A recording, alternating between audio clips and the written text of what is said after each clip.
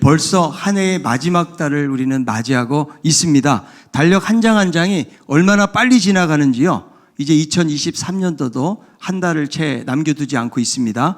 우리에게 주어진 삶의 시간들이 빨리 지나가는데 우리들은 개인적인 어떤 종말, 마지막만을 생각하기 쉽지만 성경을 보니까 이 세상에 마지막이 있다라고 말씀해주고 있습니다. 그래서 처음 기차역에서 출발한 기차가 마지막 영을 향해서 가는 것처럼 이 세상의 역사도 마지막을 향해서 가고 있는 것입니다. 근데 우리들의 문제는 무엇인가 하면 이렇게 세월이 빨리 지나가고 언젠가 우리에게 마지막이 주어지는데 삶에 대한 그런 인식을 잘 하지 못하고 살아간다는 거예요. 내가 나이가 많이 들고 거동이 불편하고 건강에 문제가 생기고 혹은 해결할 수 없는 어떤 문제를 만날 때는 훨씬 마지막에 대한 생각을 많이 합니다.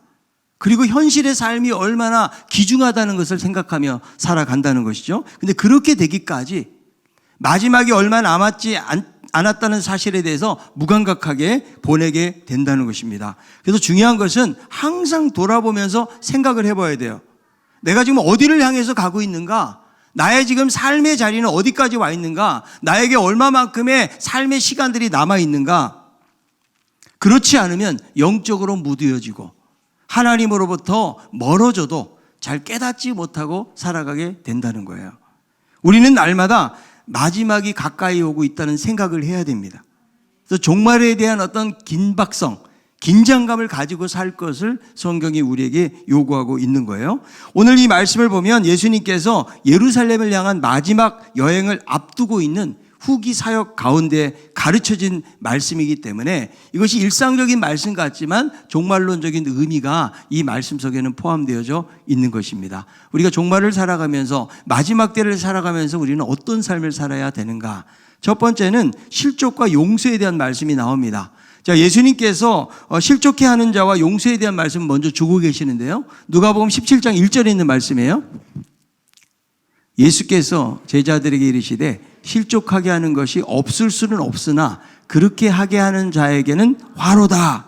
자, 이 말씀은 믿음의 공동체 안에서 사람의 관계 속에서 일어나는 일들에 대해서 말씀해 주고 있는데 제자들에게 뭐라고 말씀하세요? 실족하게 하는 것이 없을 수는 없다. 그러니까 이 실족하게 하는 일들이 이 공동체 안에서 부득이하게 이런 일들이 일어난다는 거죠. 이 실족이라는 말은 스칸달라라고 하는 헬라어인데요. 덫이나 장애물, 신약 성경에서는 주로 올무, 거치는 돌, 부딪히는 거, 뭐 이런 식으로 번역이 되어져 있습니다. 그러니까 다른 사람을 시험에 빠뜨리거나 넘어지게 하는 것이 바로 실족이다. 근데 이런 실족하는 일이 없을 수 없다는 것은 무엇을 말해요? 그만큼 유혹이나 시험이 많다는 거예요. 넘어지는 일들이 발생하고 있다는 거죠. 어느 누구도 여기에서 자유로울 수가 없다는 말씀을 하고 있는 것입니다. 다른 사람을 유혹해서 넘어지게 한다든지 아니면 시험에 빠지게 한다든지 거치는 돌이 되어서 넘어지게 하는 일들이 일어난다는 거예요. 스캔들이라는 말 들어보셨죠? 이 말이 여기서 왔는데 유혹에 빠지게 하는 사건인 거죠. 그래서 주님은 실족해 하는 자에게는 화가 있을 것이다. 이렇게 결론적인 말씀도 우리에게 주고 있습니다. 고린도전서에 보니까 우상 제물에 대한 말씀을 하시면서 연약한 자들에게 거치는 돌, 넘어지게 하지 말라고 그렇게 말씀하고 있어요. 고린도전서 8장 9절입니다. 그런즉 너희의 자유가 믿음이 약한 자들에게 걸려 넘어지게 하는 것이 되지 않도록 조심하라. 우리가 가지고 있는 자유 때문에 다른 사람을 실족하게 하는 거예요. 넘어지게 하고 거치는 돌이 되지 말라고 말씀합니다. 고린도전서 8장 12절 13절 이같이 너희가 형제에게 죄를 지어 그 약한 양심을 상하게 하는 것이 곧 그리스도에게 죄를 짓는 것이니라. 그러므로 만일 음식이 내 형제를 실족하게 한다면 나는 영원히 고기를 먹지 아니하여 내 형제를 실족하지 않게 하리라. 그러니까 사도 바울은 고기를 먹는 것이 아무것도 아니지만 연약한 자가 내가 고기 먹는 것을 보고 만약에 그 사람이 시험에 들게 한다면 그것은 곧 그리스도께 죄를 짓는 것이다. 그래서 나는 끝까지 고기를 먹지 않겠다. 자, 왜 이런 말씀을 했는가 하면 그 당시에는 고기들이 신전에서 바쳐진 제물들이에요. 그러니까 다 우상의 제물로 시장에 나오다 보니까 혹시 바울이 이것을 먹다가 연약한 사람이 보고 야, 지금 사도 바울 선생님이 저 우상의 제물을 먹는구나. 이것 때문에 시험에 들 수 있다면 자기는 영원히 고기를 먹지 않겠다라고 말씀하고 있는 거예요. 그래서 우리 그리스도인들은요, 덕을 세우는 것이 중요합니다. 나는 괜찮아도 다른 사람에게 실족하는 것을 제공한다. 그러면 하지 말아야 된다는 거죠. 그런데 요즘 우리 그리스도인들을 보면 매사가 상당히 자유로운 경우가 많아요. 다른 사람에 대한 내가 덕을 세우는 부분들을 생각하지 않고 내가 행동하는 것이 거리낌이 없어요. 하고 싶은 대로 하려고 한다는 거죠. 점점 이 개인주의적인 색채가 강해지다 보니까 자기 방식으로 이렇게 공동체 안에서도 생활하는 것을 보게 되거든요. 요즘 술에 대해서도 너무나 많이 자유로워졌어요. 제가 술에 대한 이야기하면 고리타분하다고 생각하는 분들이 계실지 몰라요. 그냥 한두 잔 정도, 이런 정도는 아무것도 아니라고 생각하고 그냥 마시는 분들이 있거든요. 근데 만약에 제가 술을 마시면 아마 여러분들은 실족하실 거예요. 그러지 않을까요? 얼마 전에 위층에 있는 아주머니가 우리 가정에 선물을 하나 주셨어요. 뭐를 주셨나 했더니 보니까 와인을 한 병을 선물하신 거예요.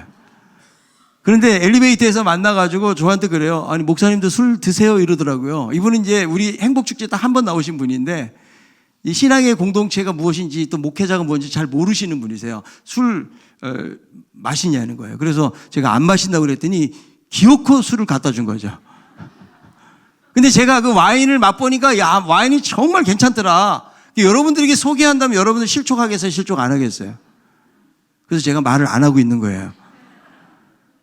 여러분, 성경에 보면 담배가 어디 나와요? 담배. 그 당시에 담배가 없었는데요. 근데 만약에 제가 여러분들은 피울 수 있어요. 그런데 만약에 제가 담배를 핀다고 그러면, 아니, 목사가 저럴 수 있어?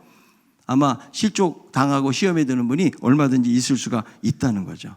지구촌 교회 지금 원로 목사님이신데 이분이 처음에 미국에서 오셔가지고 한국의 개척을, 지구촌 교회를 개척하고 한국 문화에 적응을 하는데 한 번은 이런 일이 있었대요. 전철에서 앉을 자리를 찾다 보니까 빈자리가 2개가 보이는 거예요. 그래서 목사님이 앉으려고 했더니 어떤 아주머니가 잽싸게 그 자리에 딱 앉더니 하는 말이 오 주여 그러더래요. 그러더니 그 다음에 행동이 중요해요. 핸드백을 옆에다 딱 놓더니 권사님 빨리 와. 그래서 자기도 오주여 하면서 시험에 들었다는 거예요. 그러니까 여러분들이 혹시 다른 데 가서 자리를 차지하고 앉더라도 오주여라는 말은 빼세요. 그러니까 우리는 나도 모르는 사이에 얼마든지 다른 사람을 실족시키고 넘어뜨릴 수가 있다는 거죠. 말 한마디, 행동 하나하나가 다른 사람에게 거침돌이 될 수가 있다는 거예요. 내가 누군가를 험담하고 비난하잖아요. 그럼 그 사람은 얼마든지 실족당할 수 있다는 거예요. 그래서 특별히 교회는요, 직분자들이 더 조심해야 돼요. 오래된 사람일수록, 일을 열심히 하는 사람일수록 조심해야 돼요. 아, 내가 그래도 교회는 오래 있었다. 내가 교회를 더 잘한다. 그렇지 못한 사람들에게서 함부로 할 수가 있다는 거죠. 여러분, 새신자가 교회에 와가지고 오늘 지금 새가족 공부하신 분들도 계세요. 이분들 때문에 시험 든 분도 손 들어보세요. 아무도 없어요. 그러나 아마 이분들 가운데서는 내가 교회 왔는데 너무 낯설고 힘든데 나에게 정말 친절하게 배려하지 못한 모습 때문에 때로는 마음속에 걸림이 되고 시험이 되는 분들이 있을 수 있다는 거죠. 그래서 주님은 뭐라고 말씀하세요? 이런 죄를 짓지 않도록 조심하라. 당을 지어가지고 다른 사람을 왕따시키거나 자기가 좋아하는 사람들끼리 이렇게 편을 만들어가지고 다른 사람 차별하거나 교활하고 교만하고 세속적인 삶을 살고 물질적인 삶을 살거나 거짓이건 부도덕한 삶, 이런 삶을 살아서는 안 된다는 거죠. 물론 우리가 교회 다니고 신앙생활 하면서도 옛사람의 성품이 우리 가운데 있기 때문에 그런 모습으로 살아갈 때가 있어요. 그래서 에베소 교회도 사도 바울이 무엇을 권고합니까? 에베소 4장 25절에요. 그런즉 거짓을 버리고 각각 그 이웃과 더불어 참된 것을 말하라. 이는 우리가 서로 지체가 됨이라. 거짓을 버리라는 거, 왜 거짓말하는 사람이 있다는 거죠. 그 공동체 안에. 28절 29절도 이렇게 말씀합니다. 도둑질하는 자는 다시 도둑질하지 말고 돌이켜 가난한 자에게 구제할 수 있도록 자기 손으로 수고하여 선한 일을 하라. 무릇 더러운 말은 너 입 밖에도 내지 말고 오직 덕을 세우는 데 소용되는 대로 선한 말을 하여 듣는 자들에게 은혜를 끼치게 하라. 그러니까 이 서신이 지금 안 믿는 사람에게 보내는 게 아니잖아요. 예수님을 잘 믿고 있다고 하는 에베소 공동체에 보냈는데 그 안에 어떤 사람이 거짓말하는 사람, 도둑질하는 사람, 그리고 악한 말들을 막 쏟아놓는 이런 사람들이 있다는 거죠. 그래서 교회 안에서 이런 일들로 인해서 실족하게 되어지는 여러 가지 일들이 있을 수 있다는 거예요. 그래서 그렇게 하는 사람은 예수님 뭐라고요? 화가 있다고 말씀하시면서 조심하라. 그리고 경고를 하세요. 누가복음 17장 2절입니다. 그가 이 작은 자 중에 하나를 실족하게 할진대 차라리 연자맷돌 그 목에 매어 바다에 던져지는 것이 나으니라. 누구를 실족해 하면 작은 자 중에 하나라고 그랬는데 작은 자는 문자적으로 말하면 어린아이를 말하는 거예요. 그런데 이 작은 자라는 말 속에는 지위가 낮은 자, 비천한 자, 보잘것없는 자, 연약한 사람이에요. 그러니까 우리가 어떤 사람을 딱 볼 때도 쉽게 무시할 수 있는 사람, 그냥 쉽게 단정해버리고 쉽게 생각할 수 있는 그런 사람이라고 할지라도 실족해 하면 연자 맷돌을 메고 바다에 빠지는 게 낫다. 연자 맷돌은 나귀가 곡식을 빠기 위해서 돌리는 큰 맷돌을 말하는 거죠. 그러니까 이 맷돌을 메고 차라리 바닷속으로 풍덩 들어가는 게 낫다. 얼마나 끔찍한 말씀을 지금 하고 있는 거예요. 주님은 작은 자라는 표현과 대조되어지는 표현이 뭐예요? 큰 맷돌, 연자 맷돌이에요. 두 가지를 대조하면서 이 죄가 얼마나 크고 심각한지를 실감 있게 말씀해 주고 있다는 거죠. 자, 우리들도 살아가면서 다른 사람을 실족해 하는 일이 있을까요? 없을까요? 저도 목회자로서 말을 많이 하는 제가 직업이잖아요. 말을 많이 해. 그러다 보니까 저도 조심하지만 저도 모르는 사이에 다른 사람에게 상처를 주는 말을 얼마든지 할 수가 있다. 그래서 오늘 이 문자들 하면 저부터가 그냥 이대로 빠져 죽어야 돼요. 제가요. 그래서 저도 조심하지만 함부로 할 때가 있다는 거예요. 얼마 전에 며칠 전에 제 친구 목사님이 제 차를 타다가 거기다 가죽 장갑을 두고 내렸어요. 그래서 제가 전화를 해가지고 여기 지금 가죽 장갑 있으니까 가져가라고 연락을 했더니 그게 정말 좋은 장갑인데 저를 시험하려고 거기 놔뒀다는 거예요. 그래서 이제 쪼크를 한 거죠. 그래서 제가 뭐라고 그랬냐면, 야, 줘도 안 갖는다. 그게 새 장갑이 아니에요. 약간 좀 헐어 있는데 그래도 가죽 장갑이고 자기가 귀중하게 쓰던 거기 때문에 이제 그런 말인데 제가 줘도 안 갖는다는 말을 하면서 야, 내가 말을 좀 실수한 것이 아닌가 이런 좀 생각이 들었는데요. 혹시 여러분 가운데 저 때문에 상처받은 분이 있다고 그러면 용서해 주세요. 아무도 아멘을 안 하시고 상처받은 분이 없어서 그런지는 모르겠지만 또 저도 여러분들에게 상처받을 수 있다는 거예요. 어쩔 때는 섭섭하고 자존심이 상하기도 하고 생각만 할수록 막 열이 받고 가슴이 두근거리고 그런 일들이 목회 현장 속에서 있다라는 것이죠. 그래서 살면서 우리가 아무리 조심을 해도 다른 사람을 실족해 하는 일들이 있다는 거죠. 무심코 던진 내 말 한마디가 그 사람에게 상처를 줄 수 있다는 거예요. 그래서 우리 중에 어느 누구도 자유로운 사람은 한 사람도 없다는 거예요. 그래서 예배 끝나면 다 모이세요. 연자 맷돌을 메고 단체로 바닷속으로 들어가야 될지도 모르거든요. 그런데 이 말씀은 문자적으로 그렇게 하라는 말씀이 아니고 이 결과가 얼마나 비참하고 심각한지를 우리에게 보여주는 거죠.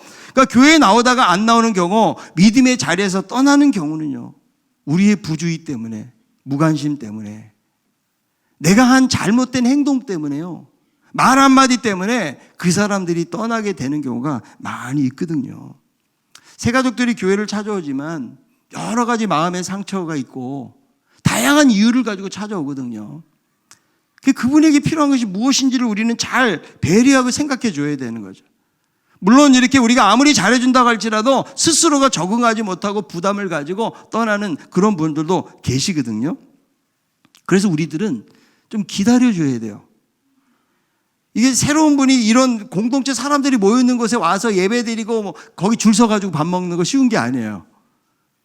근데 처음에 얼마나 적응하기 힘들까 이런 생각을 가지고 우리가 다가가서 기다려주고 배려해주고 혹시 이 사람이 필요한 것이 무엇인가 이런 것들을 잘 물어봐 줘야 되는 거죠. 근데 나하고 전혀 모르는 사람이니까 우리가 관여를 안 하잖아요. 그러면 정말 외롭다는 거예요. 수많은 사람들이 있지만. 여러분, 사람들이 왜 교회를 계속 못 나올까요? 정말 친한 친구가 없어서 못 나오는 거예요. 막 오자마자 뭐 예배 은혜 받아가지고 이런 분들은 새가족 중에 찾기가 어려워요. 교회를 만약에 처음 나온 분이라고 그러면. 그러나 나를 항상 기다려주고 예배 드릴 때 도와주고 옆에서 밥 먹을 때도 같이 줄 서주고 이렇게 대화해주고 말해줄 수 있는 사람이 있잖아요. 이분은 믿음이 별로 없어도 이 교회에 잘 정착할 수가 있어요. 그러나 그렇지 못하면 정말 낯선 환경에서 우리가 정착하기가 어려울 수가 있다는 거죠. 그래서 우리가 공동체 안에서 관계를 하다 보면 이런 실족하는 일들이 생기고 죄도 범할 수가 있는데 주님은 조심하라. 실족한 일이 생겼을 때 어떻게 하라고 말씀하시는가? 17장 3절이에요. 너희는 스스로 조심하라. 만일 내 형제가 죄를 범하거든 경고하고 회개하거든 용서하라. 그래서 먼저는 스스로가 우리가 실족하지 않도록 조심을 해야 되는 거예요. 그리고 이런 일이 발생했을 때 누가 어떤 사람을 실족하게 만들잖아요. 그러면 경고를 하고 회개할 때는 용서를 해라. 이런 가정들을 보여주는데 항상 책망과 용서가 함께 병행이 돼야 된다는 거예요. 누군가가 잘못했다고 무조건 지적하고 책망하잖아요. 그 사람을 잃어버리는 거예요. 우리는 상대방을 적으로 여기면 안 돼요. 어떤 분은 부부관계를 적과의 동침이라고 그러더라고요. 자, 옆에 있는 분에게 우리는 한 가족입니다. 한 번 더, 우리는 한 형제입니다. 네. 그런데 상대방을 적대감을 갖게 하면 안 되는 거예요. 혹은 방어 본능을 가지고 사용하지 않도록 우리가 지혜롭게 대해야 되니까 죄를 지었다고 함부로 우리가 비난하면 그 사람을 구할 수가 없어요. 이 사람이 자칫 잘못해가지고 실수하거나 넘어져가지고 교회를 떠날 수 있다는 거죠. 우리가 그럴 때 그 형제들 어떻게 돼야 되는가? 갈라디아서 6장 1절이에요.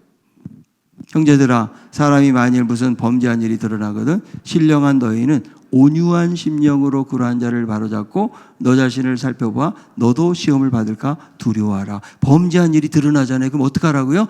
신령한 너희는 온유한 심령으로 그 사람을 돌아봐라.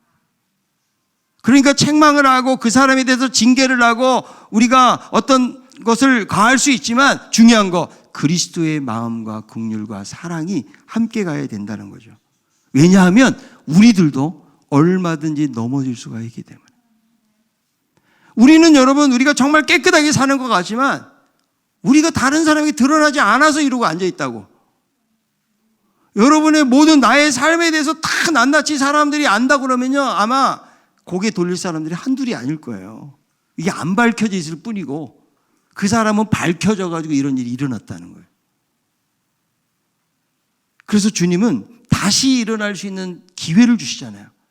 현장에서 간음하다가 한 여인이 잡혀왔죠. 그러니까 전부 다 돌을 들고 죽이려고 합니다. 그럴 때 예수님이 뭐라고 그래요?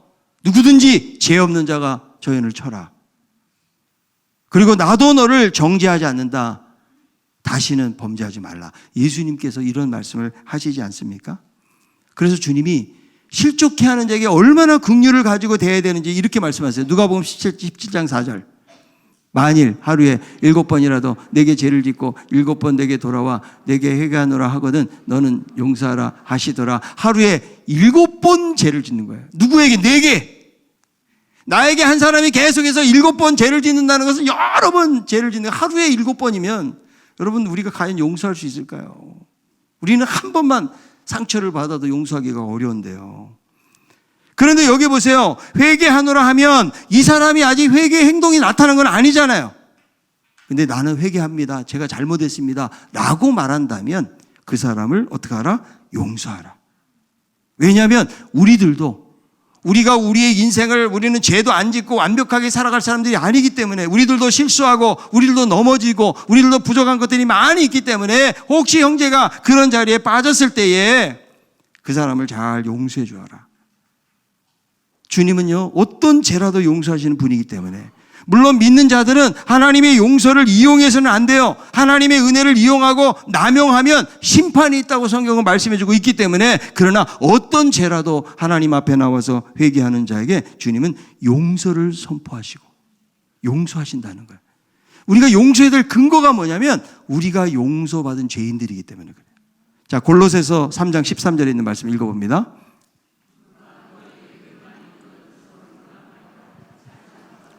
주께서 너희를 용서하신 것 같이 너희도 그리하고 불만이 있거든 용납하고 피차 용서하고 주님이 마치 나를 받으시고 나를 용서한 것처럼 하라. 그래서 우리는 다 용서를 받아야 될 사람들이고 용서해야 될 사람들이에요. 이 세상에 표현되지 않으면 절대로 전달되지 않는 게 두 가지가 있어요. 하나는 뭐냐면 용서고요. 또 하나는 사랑입니다. 용서와 사랑은 표현되지 않으면 절대로 알 수가 없어요. 내가 아무리 미소를 짓고 화해의 제스처를 취한다고 할지라도 그것만 가지고는 부족해요. 말을 해야 돼요. 내가 정말 용서하고 부둥켜 안아야 될 사람은 누군가? 주님은 용서를 말씀하세요. 그리고 우리가 누군가를 용서한다는 것 보세요. 시간이 지나면 할 수 없다는 거예요.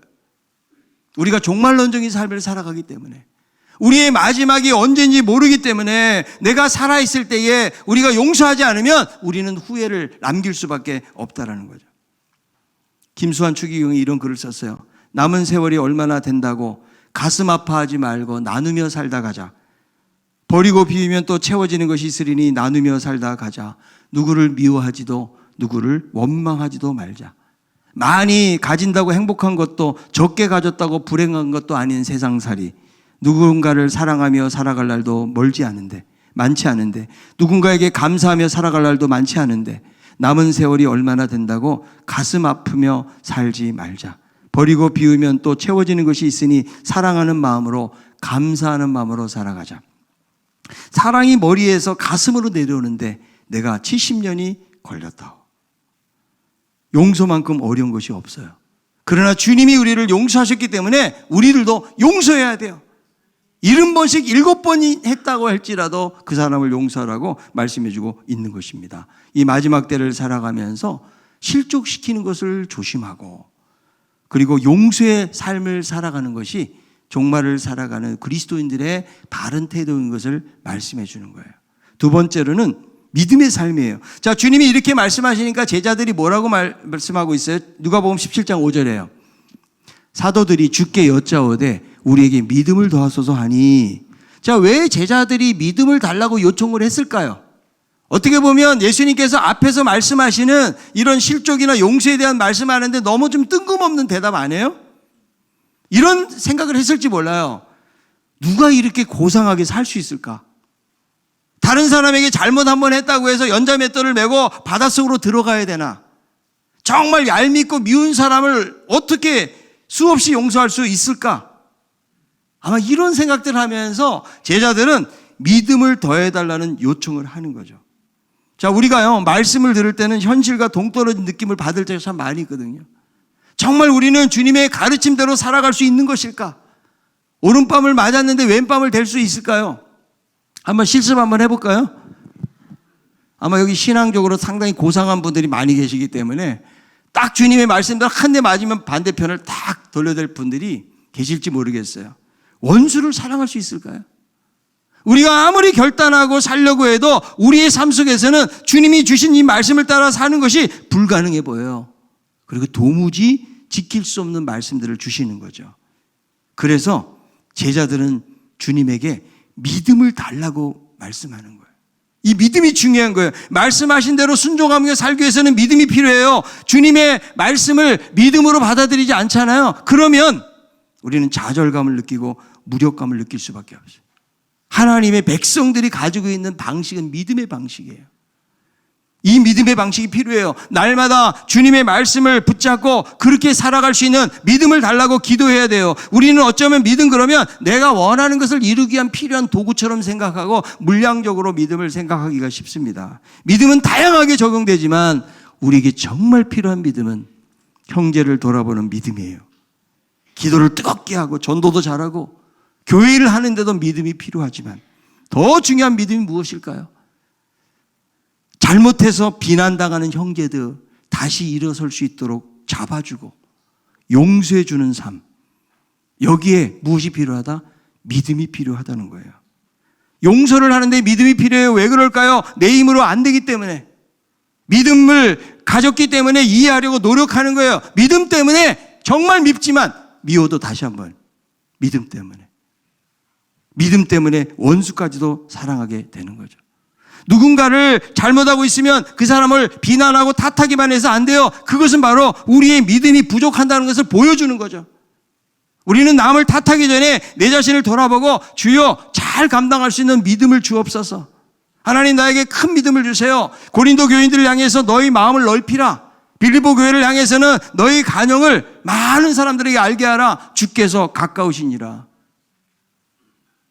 우리가 여러분 예수 믿으면 믿을수록 마음이 넓어져야 되잖아요. 믿음 있는 사람은 스스로를 의롭게 여겨서 교만하지 않아요. 믿음 있는 사람은 자기가 손해보고 말죠. 자기 상대방하고 막 싸워가지고 자기 생각을 관철하려고 하지 않습니다. 말씀 안에 순종하는 거예요.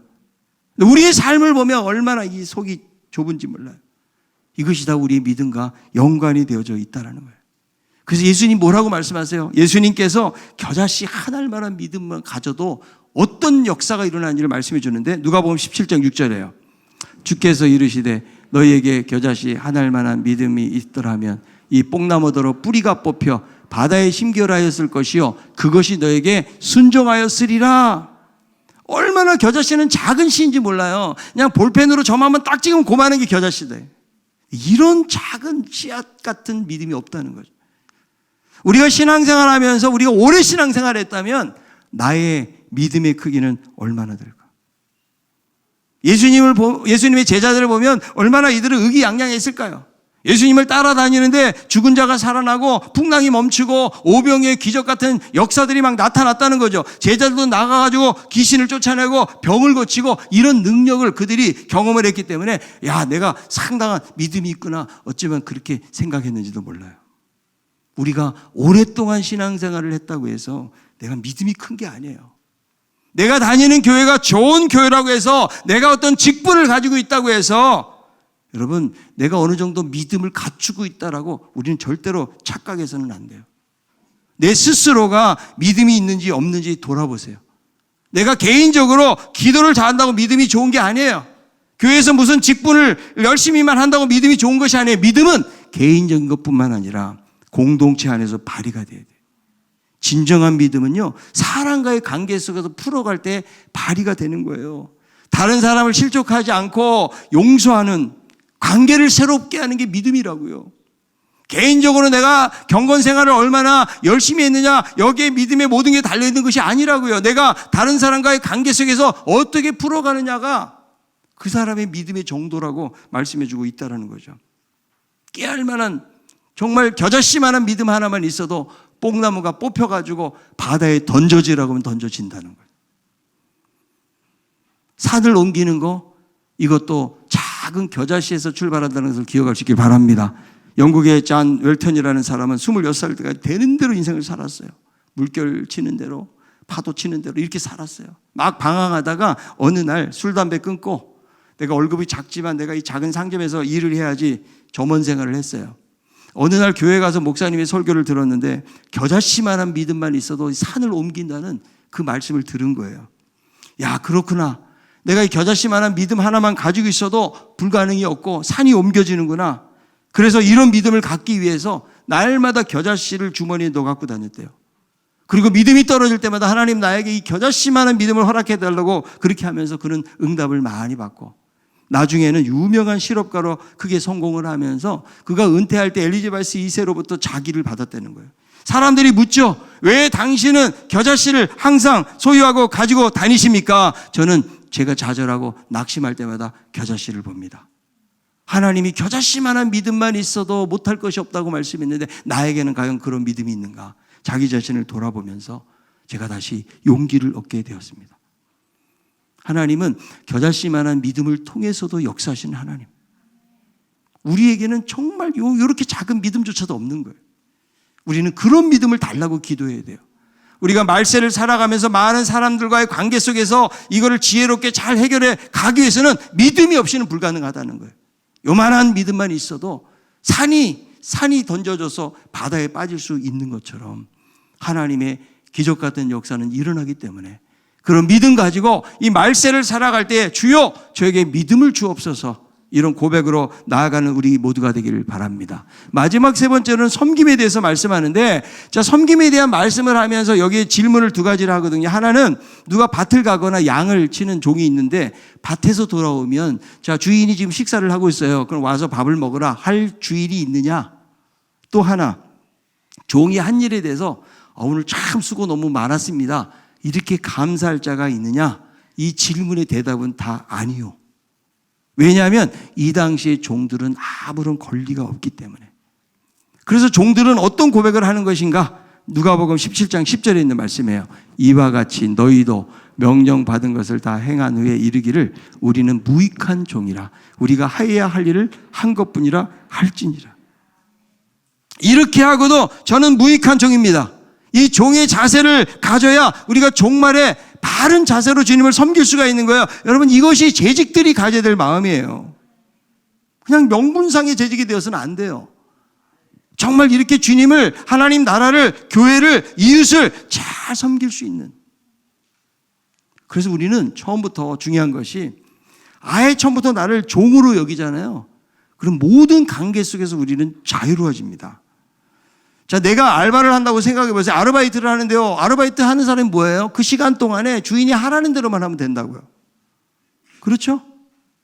그게 바로 이 청지기의 자세라는 거죠. 그런데 우리 안에는요, 대접받기를 바라는 마음이 있어요.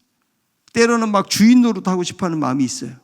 아, 내가 여기서 교회 봉사를 어떻게 했는데, 내 나이가 얼만데, 내가 몇 년 동안 이 교회를 섬겼는데, 이런 마음이 은근히 들어가 있다고. 그러니까 다음에 그 일들을 감당하는 사람들이 잘 배려하고 도와줘야 되는데, 그런 것들이 안 될 때가 많아요. 텃세라는 말 들어봐요. 텃세. 그 텃세가 우리의 사역 현장에도 얼마든지 있을 수 있다고요. 구간이 명간이라는 말 듣잖아요. 아무래도 오래 했던 사람이 잘할 수밖에 더 있겠어요. 그러나 조금 부족하고 연약해도 잘 감당할 수 있도록 도와주는 것이 믿음의 삶이에요. 아멘? 그게 참 중요합니다. 그래서 우리가 종이라는 정체성을 절대로 잃어버려서는 안 돼요. 자, 옆에 있는 분에게 당신은 시다발입니다. 아예 그냥 시다발이라 생각하고 들어오세요. 아예 나는 종이다 생각하고 들어오세요. 그러면 시험 받을 일이 하나도 없다니까요. 여기 맛있는 음식이 있으니까 이거 좀 실컷 먹고 하세요. 이렇게 말하는 사람이 없어도 시험에 안 들어요. 아, 그동안 너무 바깥에서 이렇게 청소하고 뭐 시설물 관리하느라고 너무 수고 많으셨어요. 이런 말 안 들어도 종은요, 아무렇지도 않다고. 어느덧 우리의 마음속에는 주인된 마음을 가지고 있다 보니까 누군가가 나를 인정해 주지 않고 나를 좀 무시하는 것 같고 알아주지 않잖아요. 그러면 스스로가 시험에 드는 경우가 많이 있거든요. 바클레이라는 신학자는요, 종이란 절대 복종, 절대 겸손, 절대 충성, 이 세 가지를 말하면서 그리스도의 종이란 그 자신을 하나님께 완전히 내맡긴 자이며 모든 삶이 하나님에 의해 또한 하나님을 위해 지배되어지는 자이다.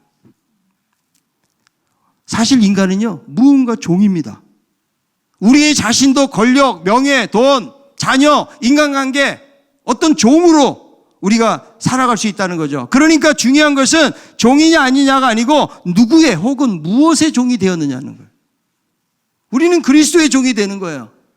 그래서 그분을 주인으로 인정하고 그분의 말씀에 순종하고 사는 것이 진정한 청지기라는 것이죠. 종은요, 자기 마음대로 하는 사람이 아니에요. 하나님 말씀대로 순종하는 사람이 종이에요. 베드로전서 4장 11절 가장 저는 표현을 잘했다고 생각하는데, 만일 누가 말하려면 하나님의 말씀을 하는 것 같이 하고 누가 봉사하려면 하나님이 공급하시는 힘으로 하는 것 같이 하라. 이는 범사에 예수 그리스도로 말미암아 하나님이 영광을 받으시게 하려 함이니 그에게 영광과 권능이 세세에 무궁하도록 있느니라. 아멘. 말씀하려거든 하나님 말씀하는 것처럼 하고, 봉사하려거든 하나님이 공급해 주시는 힘으로 하는 것처럼 하라. 그리고 이 모든 일을 했지만 그 영광은 누구께? 그리스도께 돌리는 거예요. 이게 진정한 종의 자세예요. 자, 옆에 있는 분에게 당신도 종, 나도 종. 주인 행세하지 맙시다. 우리는 하나님이 주인이에요. 우리는 청직이에요. 자, 그런데 종이 할 일은 뭐예요? 종이 하는 건 딱 두 가지예요. 첫째, 주인을 모시는 거. 또 하나는 무엇입니까? 일하는 거예요. 자, 다시 한번 옆에 있는 게 당신은 일하려고 여기 온 사람입니다.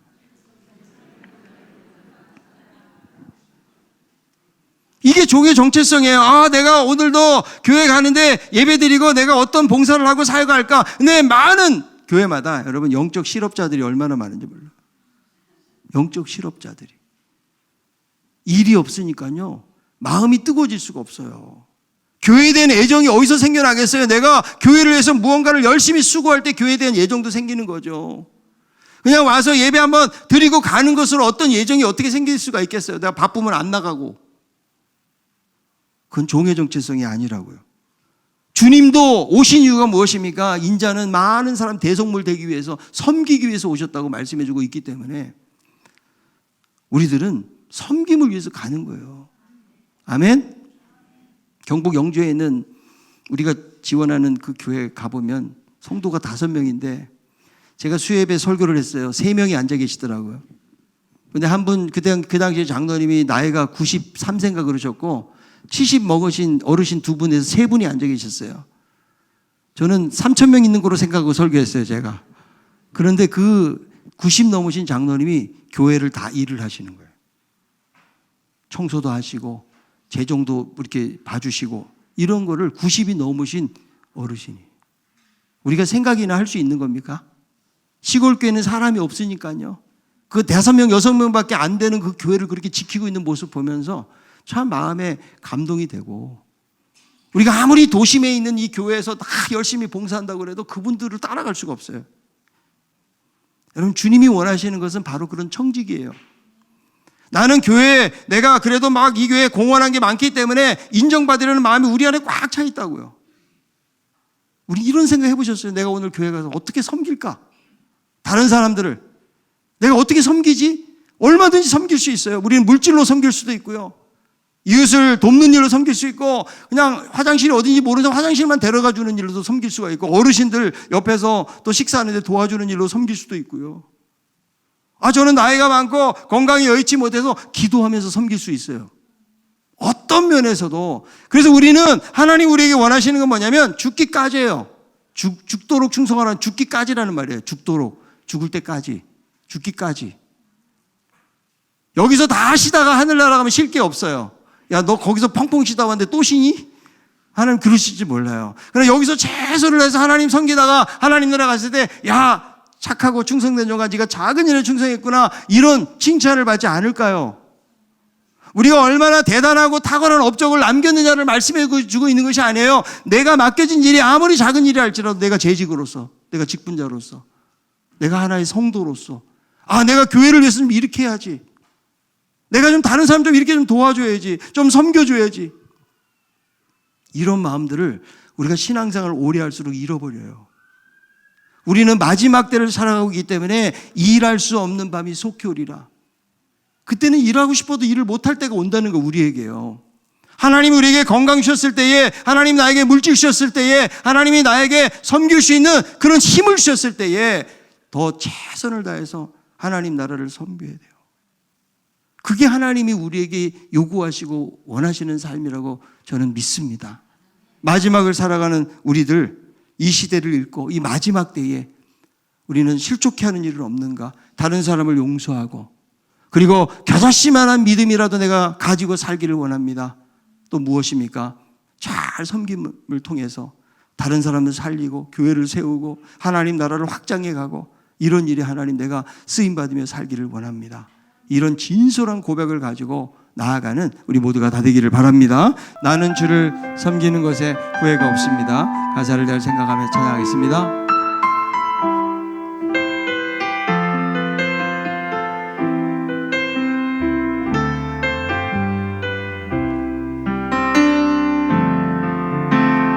나의 평생에 가장 복된 길은 내가 예수님을 만난 것이라.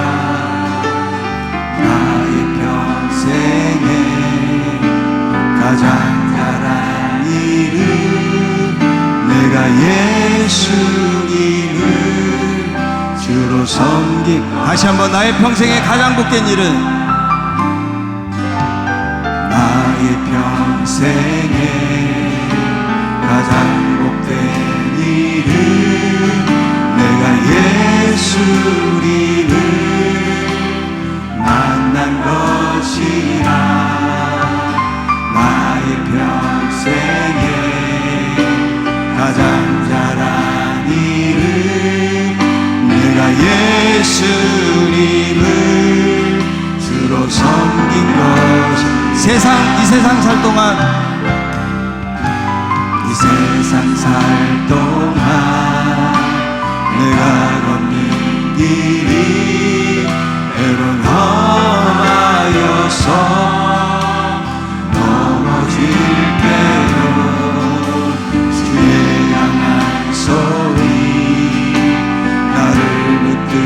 되시니 나는 예수님만 주로 섬기며 나는 주를 섬기는 것에 후회가 없습니다. 나는 주를 섬기는 것에 후회가 없습니다. 내가 걸어온 모든 시간 다 주의 은혜니 내가 걸어간 모든 날도 주만 섬기며 살리 오직 예수 이름 부르며 살아가리라. 나는 주를 섬기는 것에 후회가 없습니다. 나는 주를 섬기는 것에 후회가 없습니다. 내가 걸어온 모든 시간 다 주의 은혜니 내가 걸어간 모든 날도 주만 섬기며 살리 오직 예수 이름 부르며 살아가리. 이 세상 살 동안 내가 걷는 길이 이 세상 살 동안 내가 걷는 길이 때론 험하여서 넘어질 때도 주의 향한 손이 나를 붙드시니 나는 예수님만 예수님만 나는 주를 섬기는 곳에 주를 섬기는 것에 후회가 없습니다.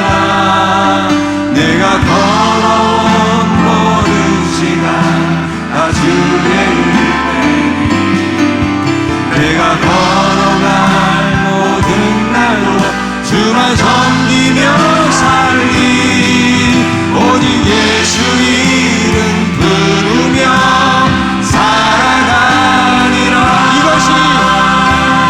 이것이 나의 간증이요 이것이 나의 찬송일세. 나 사는 동안 끊임없이 구주를 찬송하리라. 이것이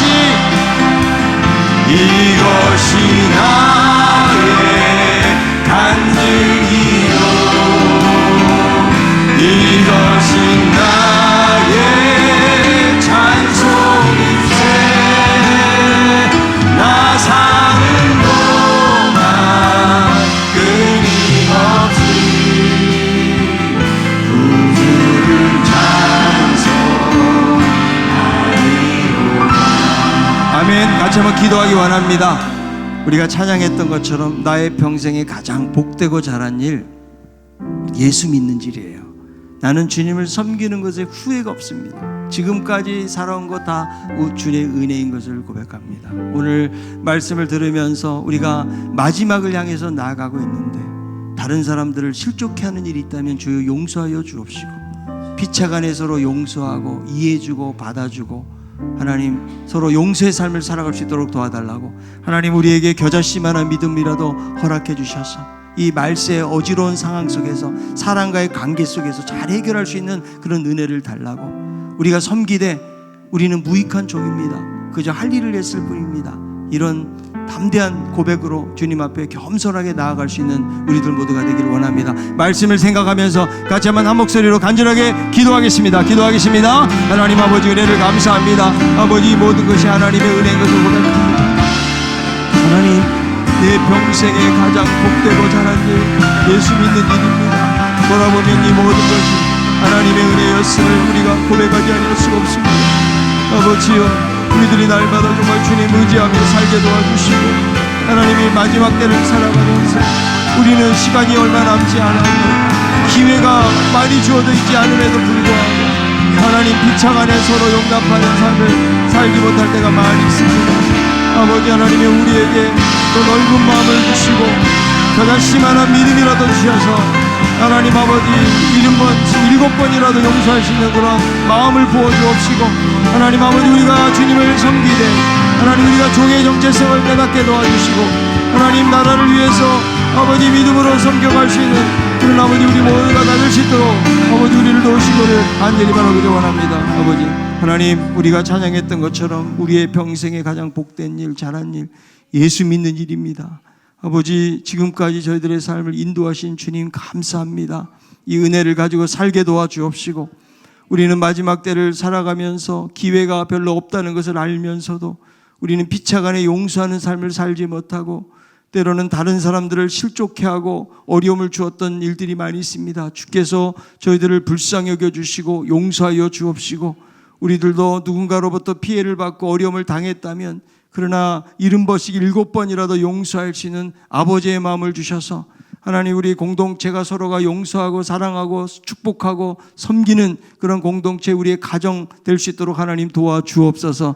아버지 겨자씨만한 믿음이라도 있으면 이 산이 들려 바다에 던지려도 던져준다고 말씀해 주사오니, 주여 저희들에게 믿음이 너무 적습니다. 더 큰 믿음 주셔서 이 말세 어지러운 상황들, 사람들의 관계 속의 갈등들을 잘 이겨갈 수 있도록 하나님 도와주옵시고, 우리가 하나님 나라를 위해서 열심히 섬기게 하시되 다 섬긴 이후에도 하나님 우리가 인정받으려나 대접받으려고 하지 않게 도와주옵시고, 그저 무익한 종이 할 일을 했을 뿐입니다. 하나님 이런 겸손한 고백으로 나아가는 저희들 될 수 있도록 도와주시옵소서. 주님은 우리를 섬기시기 위해서 자기 목숨을 대속물로 주기 위해서 오셨다고 말씀해 주셨사오니 그 주님의 마음을 본받게 도와주시기를 원합니다. 그래서 열심히 하나님이 나를 부르실 때까지 하나님 믿음으로 잘 섬겨갈 수 있는 우리 모두가 다 될 수 있도록 도와주시옵소서.